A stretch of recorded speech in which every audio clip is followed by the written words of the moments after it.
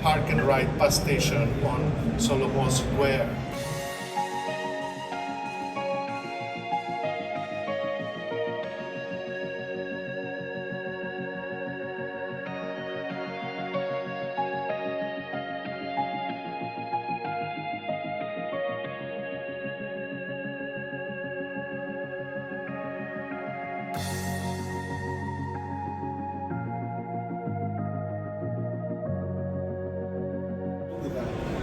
Could you explain a bit more on that? Well, obviously, medieval fortification architecture.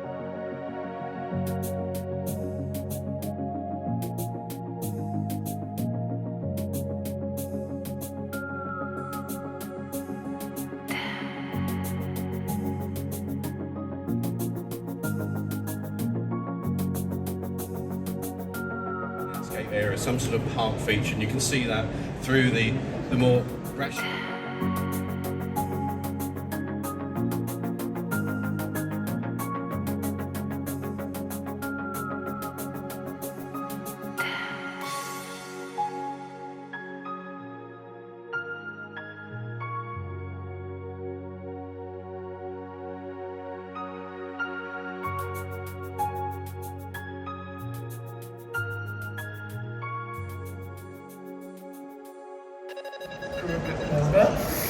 And I have the feeling that this, I would say, make a good carpet, but the little bits that you try out, you subsequently can put in your back pocket on the side.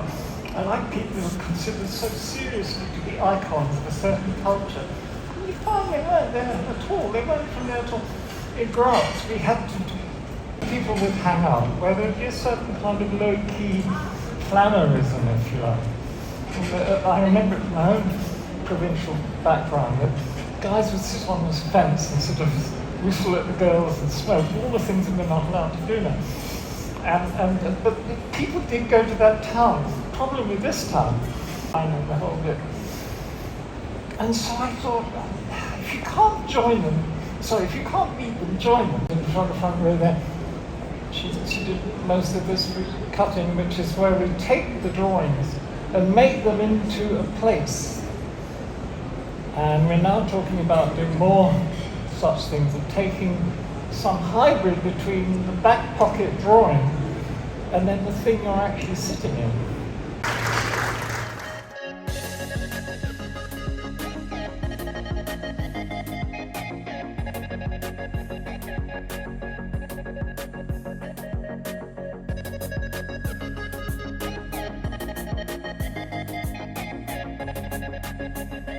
So this is the journey through the space. You come from outside the building on level 1, which is the ground floor, and you enter this sort of grand escalator space in through this oculus onto the second floor, which is like the main reception.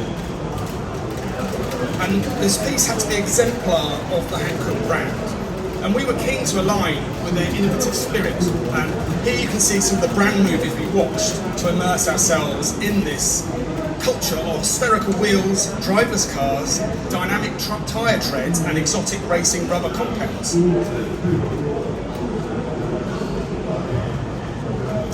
So here you can see an analytical diagram of the building, where we're looking at some split level views. We realised that there'd be striking views from level 1 and level 6 in the building.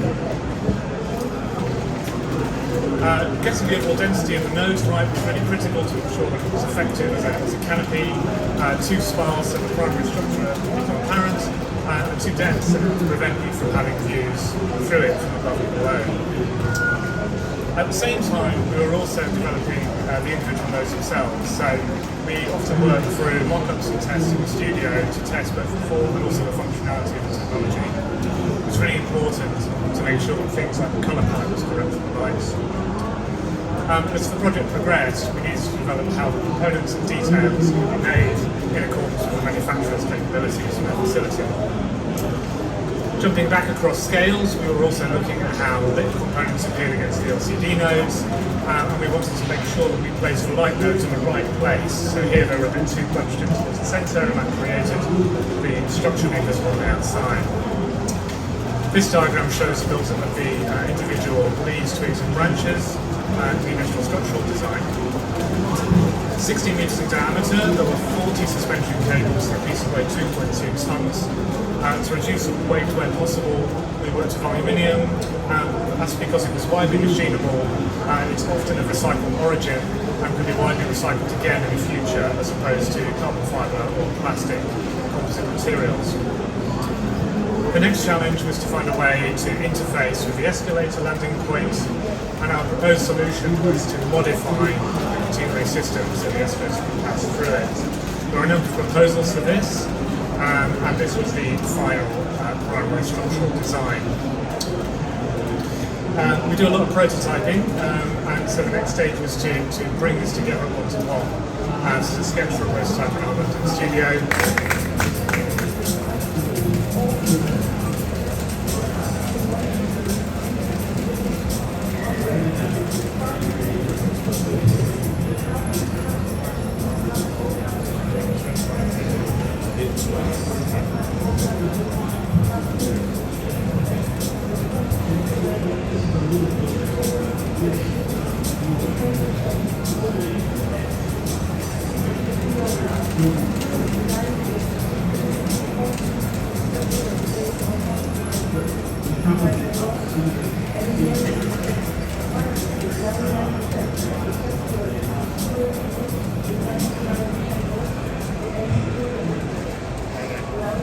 Thank you very much. Thank you very much. Thank you. It was very clear and very. You're actually bringing data from, I don't know if it's a live feed, but still it's reacting, responding to the environment. And I guess it's the question actually on the charge, how much do we inform the visitors, the users, that comes here? Will they know that this is responding to the environment? Is that important or is it not important? It's commissioned as an artwork, so it's very much an idea that's come from the studio to inhabit that space and create an intervention that welcomes people to the space. But it was in keeping with the culture of innovation. One other quick one as well, because I'll be getting looked at in a minute from over there for time.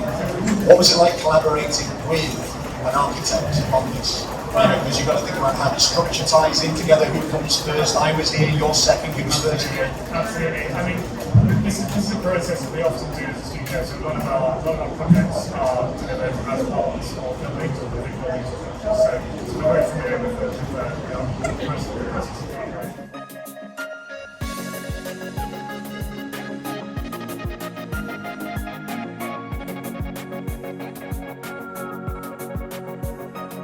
Stay over at the Lateran Monastery. An interesting thing will be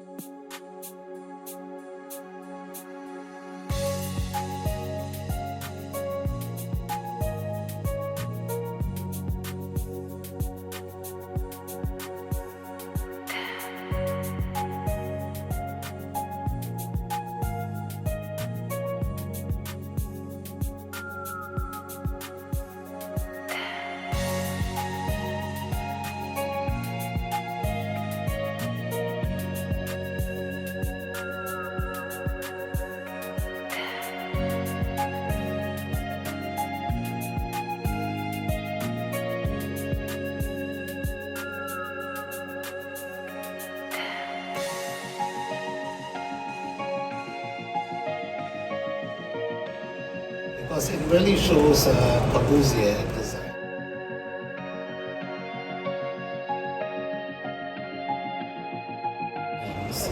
And we're just trying to work out.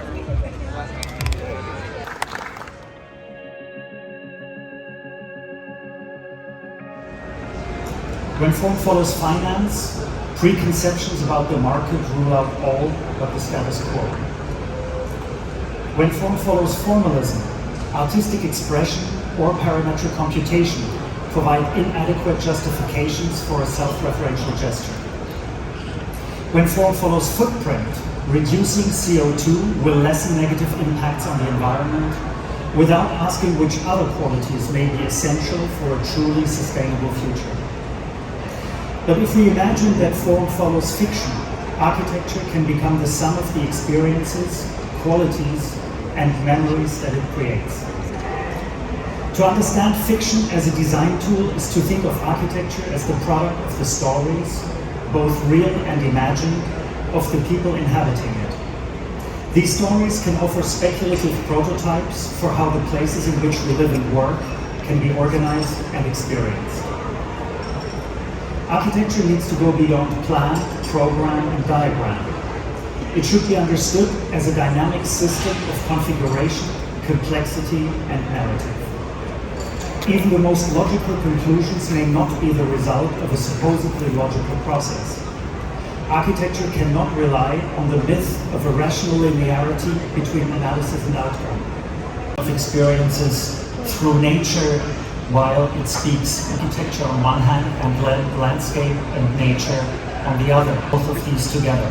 All means to use narrative as the ones could meet and overlap in a building, and in a way in which the building could make a contemporary proclamation vis-à-vis history and time.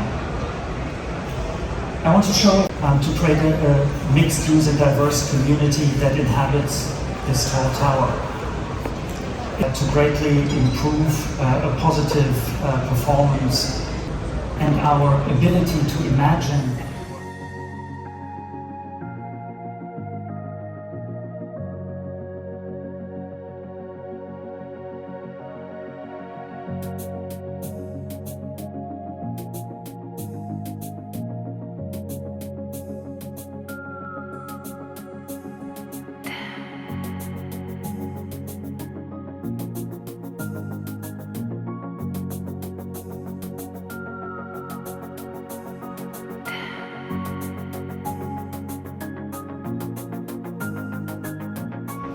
This is a view from the residential street. The exterior wall extends lower on this side, seen clearly from the inside the store. This protects the privacy of the store neighbors. Is the approach and the entrance. The lower edges of the exterior walls slant up the bakery, and on the right is the eyewear shop. Beyond the center staircase, creating the sense of continuous park inside as well as outside. This is the eyewear shop we designed in the evening, Mount Akagi. This is the Mount Akagi, symbol of the prefecture as visible in the background. Hand-sulfated copper seats cover the exterior walls. Their color was specially adjusted for this building. The color and the mood of copper change from the moment to moment with the tilt of the sun, just like Mount Akagi.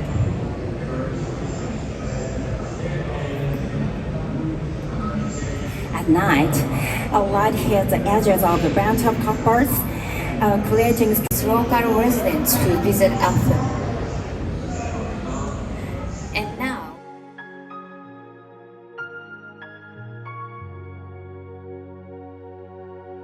and I always say that this project, there was very, very little shopping involved. It was all kind of from raw materials, and even the windows, they were all from our steel, very simple. So we're using an agricultural steel fabricator locally. Evolved in the past, and because bridges are very heavy, in general their balance systems with counterweights. And I really love working within this parameter that you're not kind of.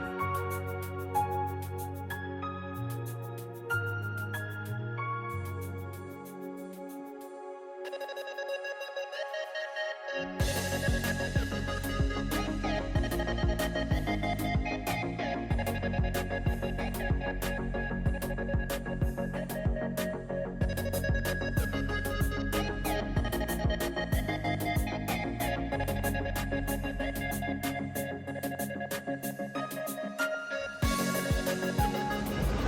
thanks for the synopsis of the novel. My own synopsis is considerably shorter.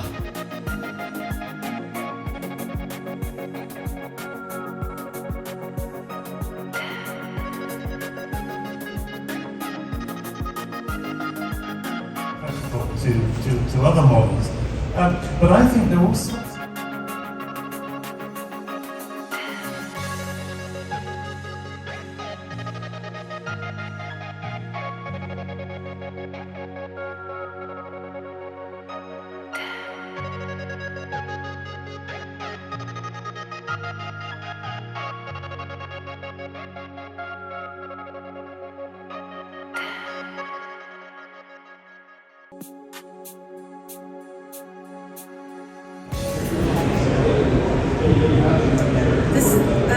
The strikingly thin roof is like a hovering plane of water.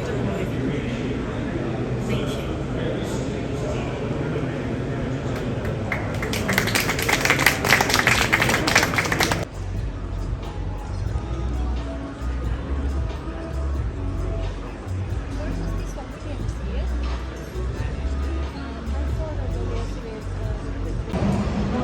With a large central hub which forms the central function. Foundation at the bottom of the side, with each space looking into semi-sheltered outdoor spaces. So the plant is constantly varying at every level as well as on the existing contours, and taking this whole organic display space. So across the site we have to make something like 60 different sections varying, since there is a quantity difference from the east to the west as well as from the north to the south. On this side, each one of these units opens up to the landscape in a very interesting way with different compositions, complete natural ventilation throughout the buildings, respecting the existing contours and creating very interesting open spaces and compositions of built forms true to the nature of the organic cities that are all over Rajasthan. This is the central area which houses the common facilities from which one goes into the moves that we made. Elizabeth line is the east-west line, providing access to the new station. That's the section, the whole building, the station of course, picks up all the vehicle traffic and provides a new entrance at the left-hand side of that drawing to the underground and to the canal, connects to the canal.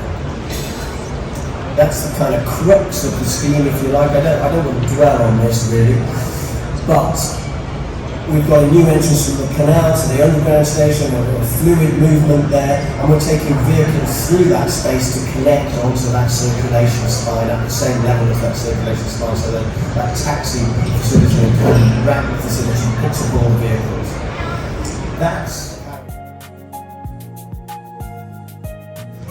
in the way that we approach it.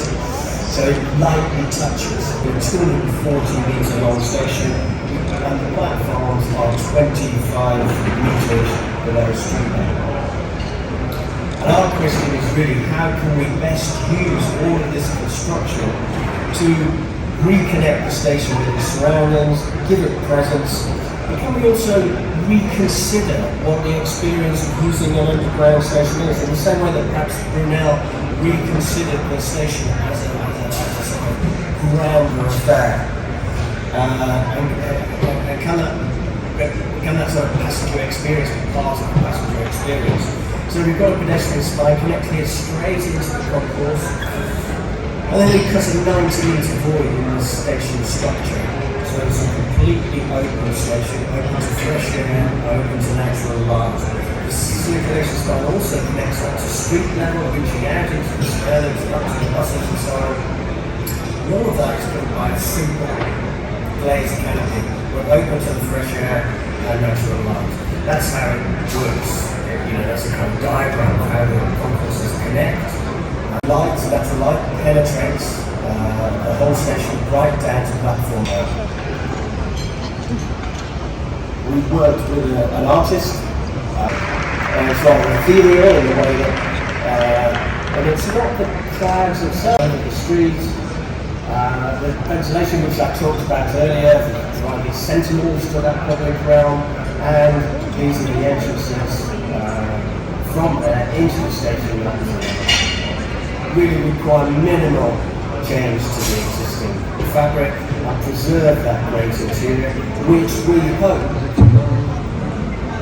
now is sitting in a more easy.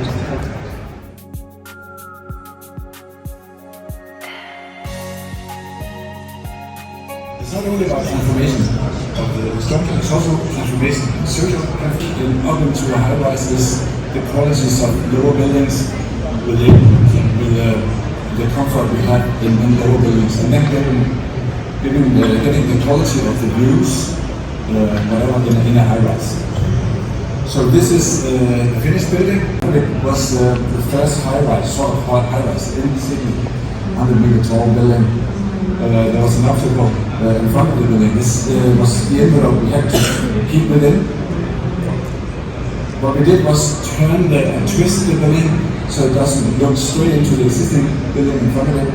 And then when it came free of the building, it could look towards the big point, the aircraft, of course.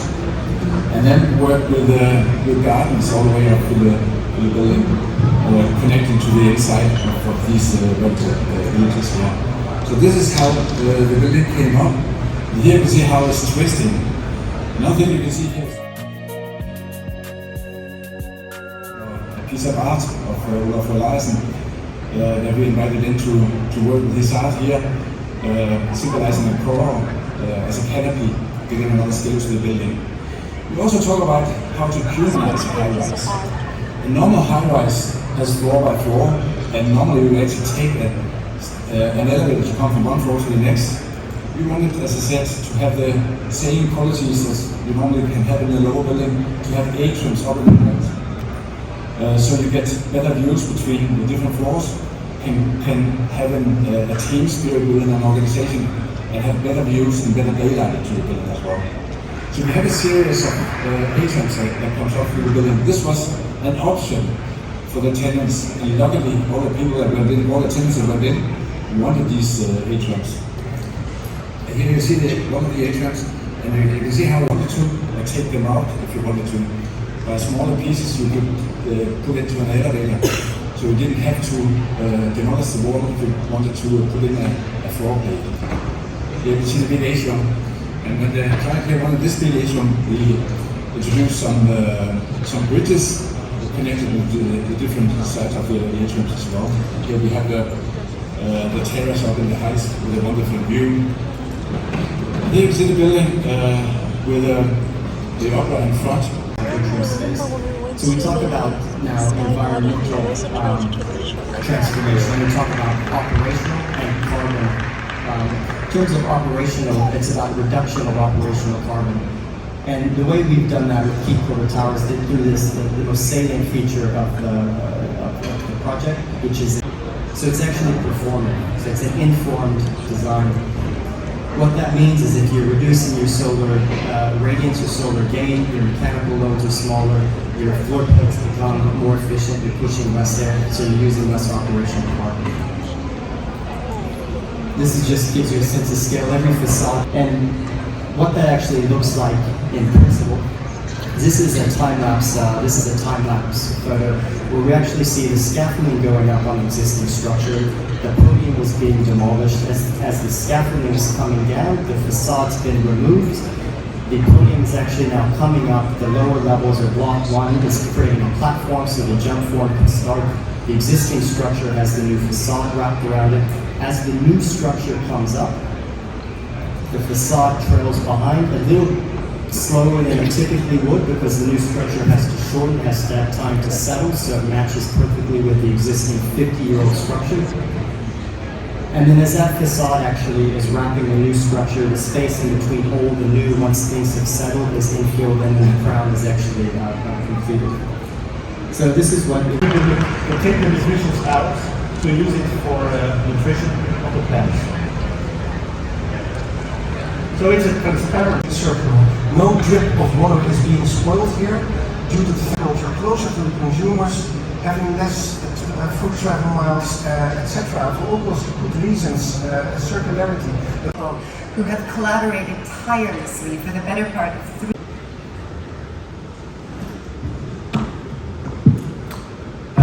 Can you hear me? Just on that. One of the things that's interesting about so many of the poor choices we often make as cultures, and there's no need to call anybody out here. Spin the globe, pick a culture. There's going to be issues that we would easily be able to talk about with equal vividness.